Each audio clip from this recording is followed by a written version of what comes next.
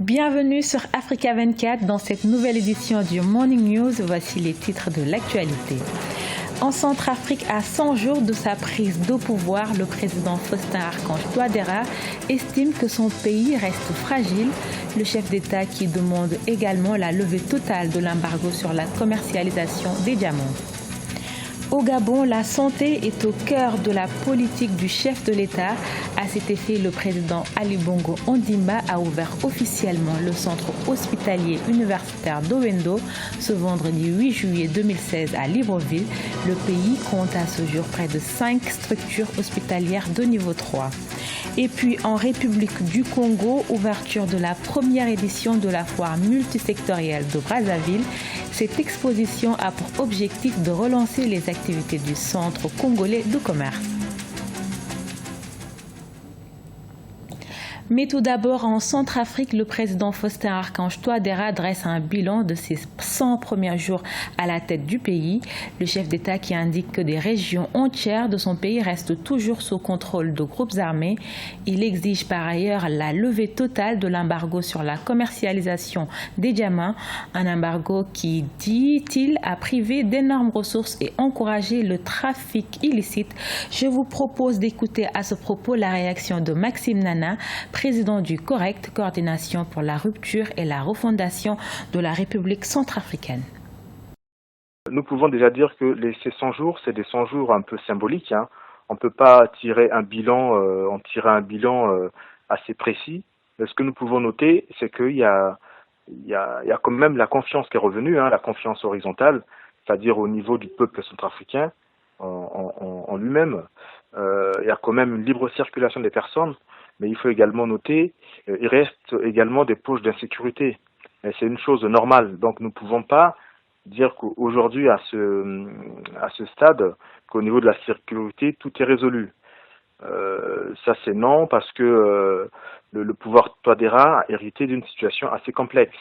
Nous avons très bien remarqué que pendant la transition, tous n'a pas été désarmés.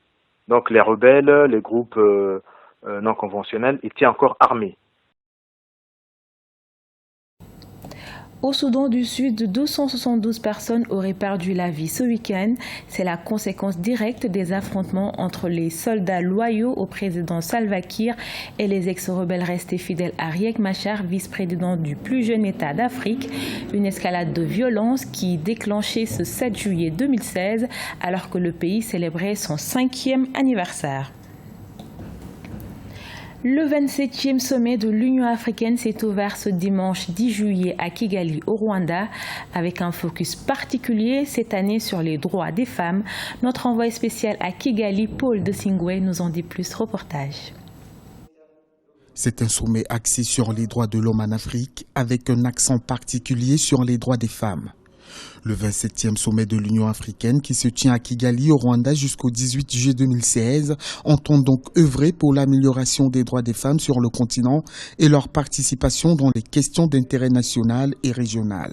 L'acceptation de la femme dans les instances de décision traîne encore parce que c'est un domaine, c'est resté une chasse gardée pendant longtemps par les hommes. Et aujourd'hui, on essaie d'entrer, mais c'est vraiment difficile.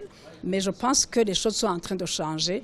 Il y a une nouvelle génération qui est en train de venir, où j'espère que dans cette nouvelle génération, quand elle prendra les choses en main, on ne parlera plus de distinction homme-femme, on parlera plutôt des défis de développement, des défis de transformation de notre continent. Ces dernières années, l'Union africaine s'est investie dans l'amélioration de la situation des femmes sur le continent.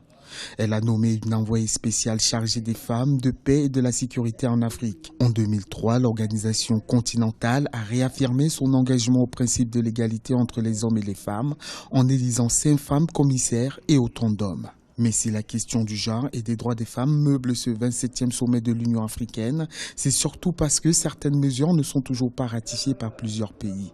C'est le cas du protocole de Maputo. Il vise essentiellement à incorporer et améliorer les droits des femmes dans leurs différents combats en Afrique.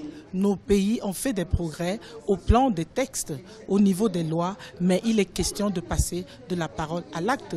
Nous ne trouvons pas normal qu'en 2016, qu'il n'y ait que 5 pays qui ont donné un rapport sur le protocole de Maputo, sur les 54. Nous trouvons ça encore pas bien.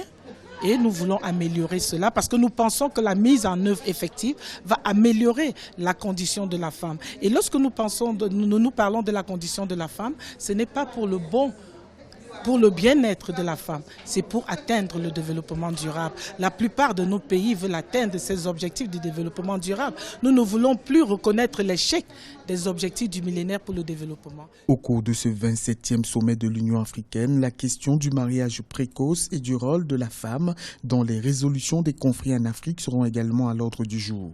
La conférence des chefs d'État et de gouvernement se tiendra les 17 et 18 juillet 2016. Et sachez qu'Africa 24 est au cœur de cet événement. Vous pourrez suivre sur notre antenne notre émission spéciale consacrée à ce 27e sommet de l'Union africaine présentée par Babylas Botton. Le président gabonais Ali Bongo Ondimba a inauguré une nouvelle structure sanitaire de niveau 3 dans la commune d'Owendo à Libreville, un service spécialisé dans la traumatologie orthopédie et les spécialités neuroradiologiques. Les détails avec Douglas Toutoum, notre correspondant au Gabon. C'est par la coupure du ruban inaugural que le chef de l'État gabonais Ali Bongo Ondimba a ouvert officiellement le centre universitaire d'Ovendo vendredi à Libreville. Cet hôpital offre 5 grands pôles d'activité de soins, à savoir la traumatologie et l'orthopédie, la spécialité de la tête et du cou, comprenant l'ORL et l'ophtalmologie, les services de réanimation et l'urgence, les consultations externes, la médecine du travail et le pôle mère-enfant. La santé aujourd'hui est à l'honneur, ça reste une des priorités importantes pour nous. Nous avons encore beaucoup de chemin à parcourir, car pour doter le pays de structures qui soient adéquates, il y a encore un bout de chemin à faire. Au-delà de cette nouvelle structure sanitaire, la santé a été au cœur de la politique du chef de l'État durant le mandat qui s'achève. C'est dans cette optique que le patron de ce département entend tout mettre en œuvre pour garder le cap et consolider les acquis. Centre hospitalier universitaire Ovendo vient s'inscrire avantageusement au sommet de la pyramide des structures de santé, aux côtés des réalisations précédentes que sont le CHU de Libreville et celui d'Angolje. Situé au sud de Libreville, le CHUO vient pallier le déficit de structures sanitaires constaté dans la commune d'Ovendo. À ce jour, le CHUO comptabilise 3000 consultations pour 450 hospitalisations et un taux d'occupation litière de 76%. Le centre hospitalier universitaire d'Ovendo a une capacité de 120 lits, dont 57 pour l'orthopédie traumatologie, 25 pour la gynéco-obstétrique, 19 pour le pôle tête et cou, 10 en réanimation, 10 aux urgences. Le service de néonatologie est doté de 7 berceaux et 2 couveuses, dont une de transport. Le CHUO compte au total 533 agents. Le Gabon compte à ce jour 5 structures hospitalières de niveau 3, à savoir le CHU de Libreville, l'Institut de cancérologie d'Angolje, le CHU d'Ovendo, le centre hospitalier Amissa Bongo de Franceville, le CHU Jean Nebori, une structure encore en construction et qui sera spécialisée dans la médecine mère-enfant. Brazzaville abrite depuis ce vendredi 8 juillet sa première foire multisectorielle organisée par le Centre congolais du commerce extérieur.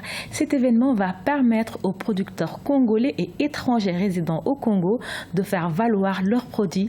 C'est également le moyen de lancer un appel au gouvernement en vue de l'attribution d'un espace au Centre congolais du commerce extérieur.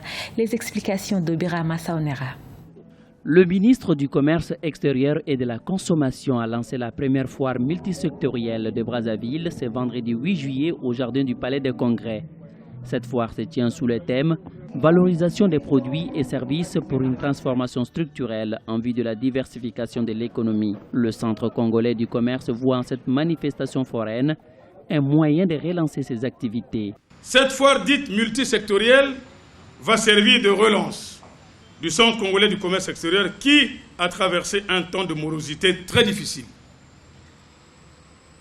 Après l'organisation de celle-ci, le Centre congolais du commerce extérieur, monsieur le ministre, va réaliser les études du potentiel exportable et des études des marchés extérieurs afin d'assurer techniquement la promotion des exportations. Cette foire servira de lieu de rencontres et d'échanges entre divers opérateurs économiques, producteurs, inventeurs, experts et distributeurs des biens et services.